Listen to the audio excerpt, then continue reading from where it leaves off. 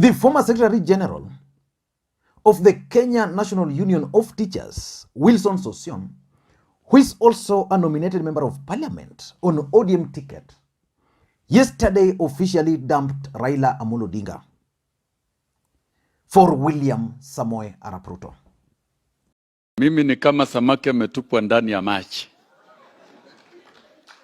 Sababu agenda ya bottom up model katika dunia yote is pro common man and is an agenda of equality and prosperity of the common man.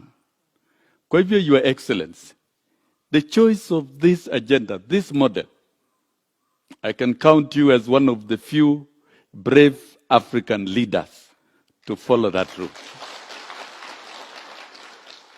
I'm saying so from the labor world. Sababu ukienda US, all the labor unions work on a Democratic Party.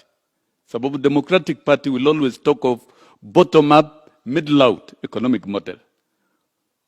Sababu in those economies, matachiri wameshikilia kila kitu huko juu. Na wameweka msigo kwa watu wa kawaida. Na kura ya 2022, haitakuwa kura ya siasa, itakuwa kura ya kufanya mapinduzi ya uchumi ya kila mtu katika Kenya. Sawa sawa?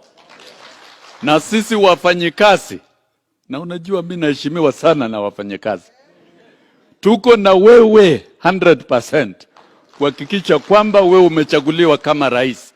Na within 100 days, vile Kibaki alifanya, within 100 days, Kibaki alipatia watoto wa Kenya free education, si ndio? Na tukawa na CDF, si ndio? Tukawa na small medium enterprise kama bodaboda, si ndio? Na tukakuwa na katiba ile imetoa ngatuzi. Your Excellency, we want to believe that you will be a record breaker as the 5th president of the Republic of Kenya. You will set an agenda that will never be broken by anybody in terms of improving the economy. The elections of 2022 is about the economy, the economy, the economy. And United Democratic Alliance, as I finish, I believe it is going to be the most stable political party that will see every generation of elections in this country. Ndio tukue na agenda mzuri ya kuendesha nchi. In this video today, I want us to try and look into the lessons which the ODM party can actually learn from Sossion. But before we do that, if you're watching this channel for the first time, please take a second or two and click the subscribe button so that next time we produce a video like this, YouTube will automatically notify you. And to the subscribers, I want to continue thanking you guys for your continued support. Without that support, this channel cannot be where it is today. So thank you. You all know by now that I lost my dad. And most of you guys are requesting me to let you know about the program. I'll brief you in the due course.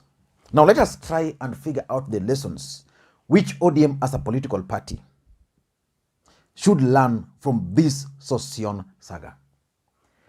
Why did ODM party nominate Sossion in the first place? ODM party wanted the support of the workers' union. And Sossion is one of the respected unionists in this country. But Sossion was facing a challenge in the first term of Jubilee government.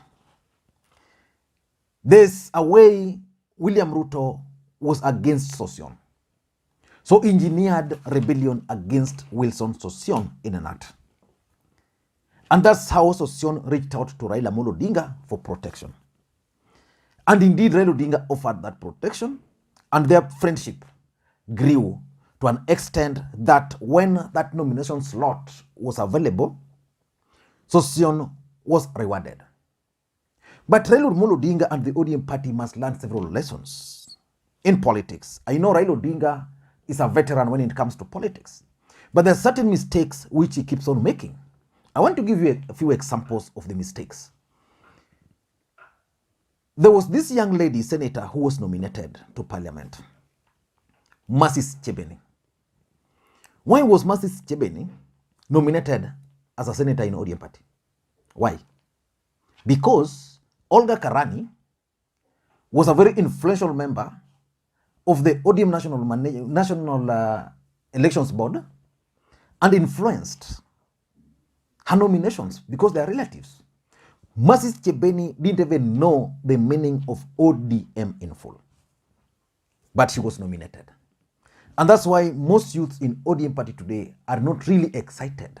And it was not only Chebeni, even at the county level, the people who were nominated, most of them were people whose contribution to the ODM party cannot be traced. There are several others. But what lessons can Raila Odinga learn from Wilson Sossion departure from ODM party? Of course, I understand that in politics, several things do happen. One of the things is that Raila Odinga could actually have agreed with Sossion to go and contest in Bomet. And for Sossion to win in Bomet, he must belong to William Ruto's party. And therefore, they had a mutual agreement that Sossion is going to defect to UDA. Then after winning the seat and assuming Raila Odinga becomes the president, definitely he will not have any problem with Raila Odinga. That's a possibility. But if that's not the possibility, because Sossion has been announcing that he's running for the Bomet parliamentary seat. Last month, he stated that he's running, but he has not yet decided on the party. So Raila Odinga must learn some of these 4 lessons. You can add them. Number 1, the first lesson he must learn is that there is always need to reward loyalists. Is there any reason why, for example, Wafula Buke has never been nominated to parliament through ODM party? This is a loyalist. Wafula Buke, when Raila Odinga and Moi Kibaki formed the government, was seconded by Raila Odinga to work with the deputy president. And the deputy president offered him the job as a personal assistant. I know that's part which most people don't know. So when Ruto started having problems with Raila, and you know the way people around Ruto normally are treated well, Wafula Buke decided to stick with Raila Odinga. So Wafula Buke, who was serving as a personal assistant to the DP, decided to leave the DP and remain with Raila Odinga. Wafula Buke, for example, is a loyalist. So if you reward a person like Wafula Buke, it means they will stick with you to the end. There was a nomination. There's a former nominated MP in East Africa called Mumbi Ngaru, a loyalist of Raila Odinga. That lady has stuck with Raila Odinga. So it means even if Mumbi Ngaru were to be nominated today, you'll rest assured that even after the elections, she will still stick with Raila Odinga. But what about someone like Isaac Mwaura? Personal interest. Coming first, not loyal, personal interest. So Raila Odinga and the ODM party must, as a matter of fact, start considering loyalty, fidelity as the number 1 consideration whenever they want to make nominations to parliament. Look at Agnes Zani. She's performed well because she started party activities way long. I know so many young girls in the ODM party who are sticking their necks out for the party up to now. So ODM must learn that loyalty should be considered. Number 2, there's also something they need to figure out. The support base. When conducting nominations, ODM party should figure out that they have strongholds and they also have their weak points. At their weakest points, like for example, in the last elections, ODM didn't have much support in Rift Valley, in central Kenya. Then these other regions voted for the ODM party, and therefore the reward should have been to those regions. And I'm not saying the other regions should not, but even those regions have serious loyalists. So in the name of making certain national face, each political party must also consider their support base. Because if they don't do that, then those support base will start feeling that there is really nothing, there's really no reason why they are sticking with that particular party. So I tend to think and strongly believe that during nominations, the number 1 consideration should be loyalty. And then that reward should also consider the regions. Because if you vote for members of parliament, and those numbers are what makes the party qualify for those slots, then it means those regions ought to be rewarded. Like for example, coastal region. How many nominated MPs do we have from coastal region? Okay. Rift Valley, now we had Chebeni, we had Sossion. Number 3, the third lesson is that sometimes it's not good to fight other people's war. It's understandable that the enemy of your enemy becomes your friend. So Sossion saw the opportunity that Raila was enemy of Ruto and Ruto was his enemy, and therefore he became friends with Raila. But fighting a war which is not yours is not right. Raila Odinga was saving Sossion from a war which was waged against him by Jubilee government. He won. Sossion won because in the first time these guys could not. They only managed to remove him after the handshake.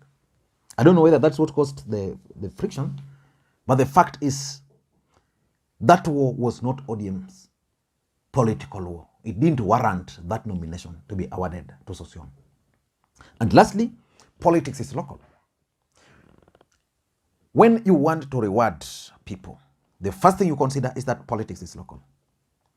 If there are people who have ambitions in the future, because you can always tell, then you must know that in the future, those people would want to contest. And if they are going to contest, the first stop would be their regions. So Sossion, for example, had the opportunity of even contesting in Nairobi as a senator, for example. But he considered local politics, Bomet first. Sossion would have even contested as a member of parliament in a constituency in Nairobi because he has a name.